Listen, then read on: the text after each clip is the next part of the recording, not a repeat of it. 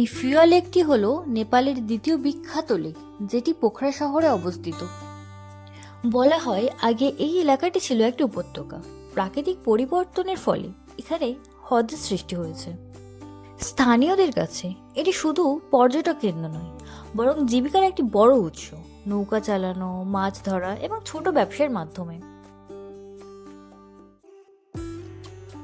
যখন আকাশ পরিষ্কার থাকে তখন তুষার ঢাকা অন্নপূর্ণা পর্বতমালার অপূর্ব প্রতিচ্ছবি দেখা যায়, বিশেষ করে ভোরবেলা বা সূর্যাস্তের সময়। লেকের জল একদম শান্ত থাকলে এই দৃশ্য সবচেয়ে সুন্দর লাগে। নেপালের পোখরার ফিয়া লেকের মাঝখানে ছোট্ট একটি দ্বীপের ওপর অবস্থিত তাল বারাহি মন্দির। মন্দিরে যেতে হলে নৌকো করে যেতে হয়, যা পর্যটকের কাছে আরো রোমাঞ্চকর করে তোলে। সূর্য ডোবার সঙ্গে সঙ্গে ফিয়া লেকের ধারে শুরু হয় আরতি।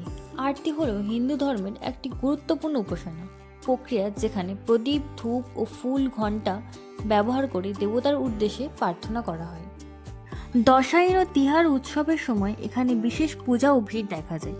স্থানীয়দের কাছে এটি অত্যন্ত পবিত্র স্থান এবং মানত পূরণের জন্য অনেকেই এখানে আসেন।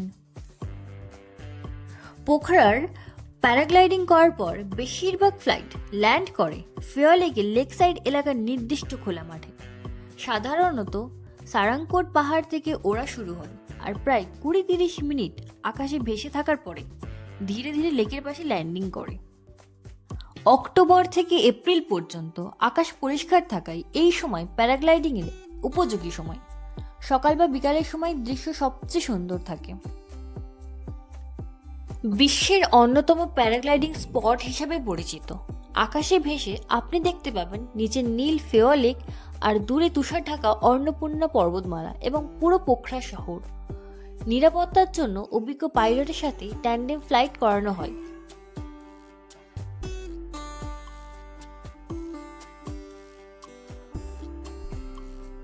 লেক সাইড হলো পোখরার সবচেয়ে প্রাণবন্ত পর্যটক এলাকা। লেক সাইডে বিভিন্ন দেশের পর্যটক দেখা যায়। এখানে নেপালি, তিব্বতী, ভারতীয় ও পশ্চিমা সংস্কৃতির এক সুন্দর মিশ্রণ অনুভব করা যায়। বিভিন্ন ভাষার শব্দ, ভিন্ন খাবারের গন্ধ সব মিলিয়ে এক আন্তর্জাতিক ভাইব।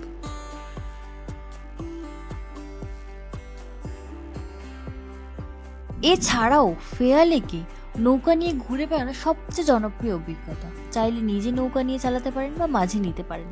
তাছাড়া লেকের ধারে সুন্দর রাস্তা আছে। সকালে বা বিকালে সাইকেল চালানো বা ওয়াক করা খুবই জনপ্রিয়। হয়তো ভ্রমণ শেষ হয়, কিন্তু অনুভূতিগুলো থেকে যায়।